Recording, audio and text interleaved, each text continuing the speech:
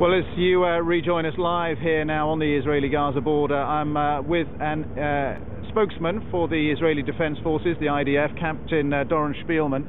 Captain Spielman, let me ask you first of all, the Prime Minister saying today that Israel is getting close to achieving its goals. So what has it achieved in the last 16 days in Gaza with this bombardment that's killed nearly 900 people? Look, to understand this, we have to understand why we entered this in the first place. Since 2005, more than 8,000 rockets have rained down upon Israeli civilians. That means once every 3 hours, men and women had to grab their children and go into shelters. The goal of this operation was, and maintains, and continues to be, limiting Hamas's ability to terrorize Israel. Today we've had 19 mortar and rocket attacks in Israel. That's down from over 80, which was before this recent conflict. All total, we've hit more than 2,000 key targets, including many hundreds of underground tunnels leading into Egypt, which were used for ferrying arms, explosives, and suicide bombers.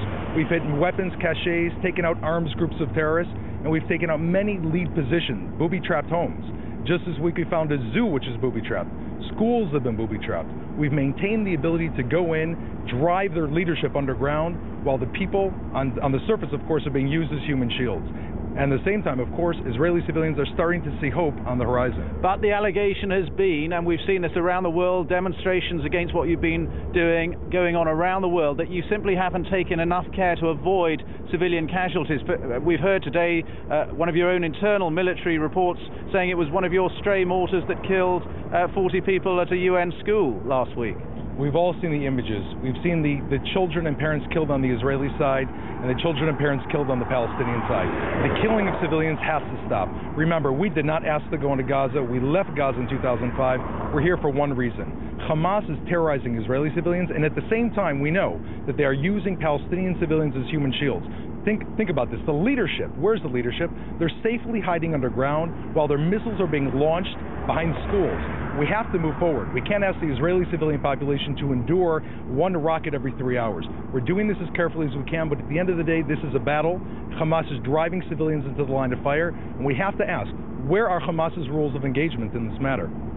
But the death toll on either side, if you look at it, utterly disproportionate. 13 on the Israeli side, as I was just saying, almost 900 on the Palestinian side in Gaza.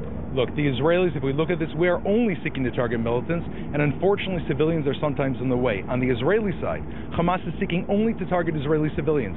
Old age homes have been hit, schools have been hit. They fire during school hours to specifically try to target our civilians. We have to understand this not only according to the numbers. We're a highly trained army, but we have to keep in mind at the same time, we are aiming to target militants and not civilians. They are aiming to target civilians and not militants. So how much longer can this campaign go on for? Your government spokesman saying it is the end game. Look, we as a people, I myself am a soldier, we are here until we can have quiet in the southern sector of Israel, as long as that takes. We know that there are still underground tunnels, we know that there are still weapons-making factories that have to be taken out.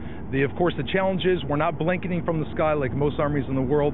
We're going door to door at risk to the lives of our own soldiers, but we will continue until we can rest peacefully at night, until Israeli men and women can rest at night. And I would like to add, I am looking forward to the day when Palestinian men and women and children can also rest at night, when they are no longer under a Hamas terrorist regime, rather that they have hope in the Gaza Strip like Israelis will have hope here.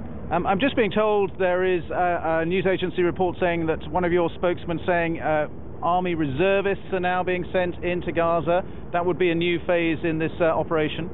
We know, of course, yes, Israeli army reservists have been called up to duty. They've been highly trained, and we are ready for this conflict. We're a small country, and obviously our reserves are important here.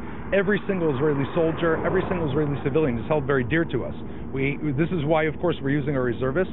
As I said, as a nation, we are committed to trying to end these atrocities upon the Israeli civilian population, and also trying to, of course, bring peace to this region, which will impact the Palestinian people in Gaza.